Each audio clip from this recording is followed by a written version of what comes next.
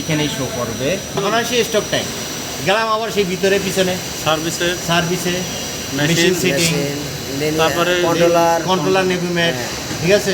এখন আসবে stock time, ওই যে এক নম্বর, হ্যাঁ স্টক টাইম। এখন কোন জায়গায় কি ক্যালিব্রেট নেভিমেট, ঠিক আছে, এটা ডাক দিলাম। এইখানে আমার এখন এই জায়গাটা খেয়াল রাখতে হবে, এই জায়গা নোট করে রাখেন, পরবর্তী ভুলে যাবেন। আমি বলতেছি এইখানে, এইখানে আপনি কোনো কিছু দেখার দরকার নেই। এইখানে এই ওভারভিউ রাইটিংয়ে কিছু দেখা দরকার নেই। যাবেন কোথায়? সেটিংয়ে দেয়া প্রথমে লেখেন টাইমারের জায়গায় টাইমার দিয়ে ফিল আপ করবো। আমাদের যে দুইটা সিস্টেম আছে, এই টাইমারে সব দিলে দুইটা আছে, একটা টাইমার আছে আর একটা হচ্ছে ওয়াটার কাউন্টার আছে।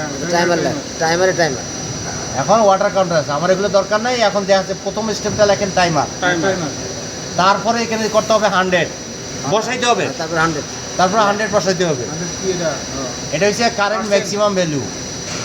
তারপরে কারেন্ট ম্যাক্সিমাম ভ্যালু বলেন প্রথমে লিখতে হবে calibration mode timer, maximum value 100, তারপর কারেন্ট ম্যাক্সিমাম ভ্যালু হচ্ছে 100, হ্যাঁ 100, দেখছেন। তারপর স্লোপ লিখবেন 0, স্লোপ হচ্ছে 0। তারপর স্লোপ ইন্টারভ্যাল যা আছে তাই 1।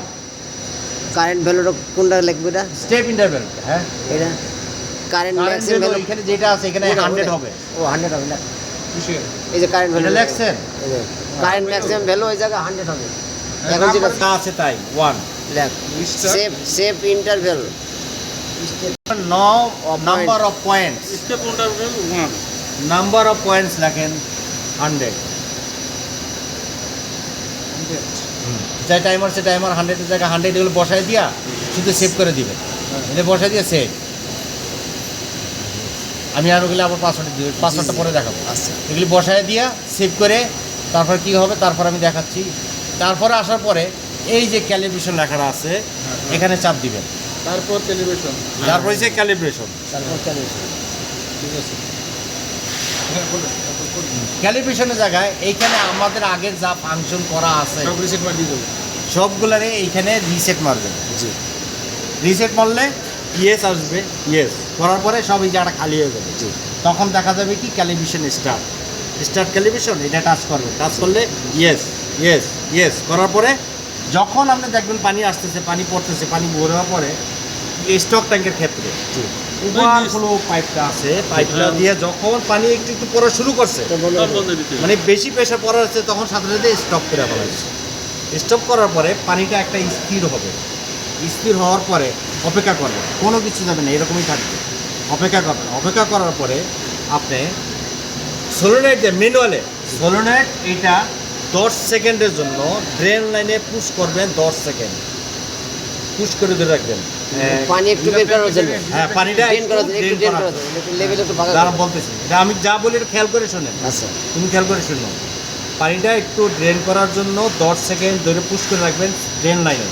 611 নম্বর ভাল্ব, 1 2 3 4 এইভাবে 10 করার পরে ছেড়ে দেবেন। ছাড়ে দেওয়ার পরে এইখানে দেখবেন, এইখানে যেই অ্যামাউন্টটা শো করছে ওই সময় হ্যাঁ ওই সময় শো করছে।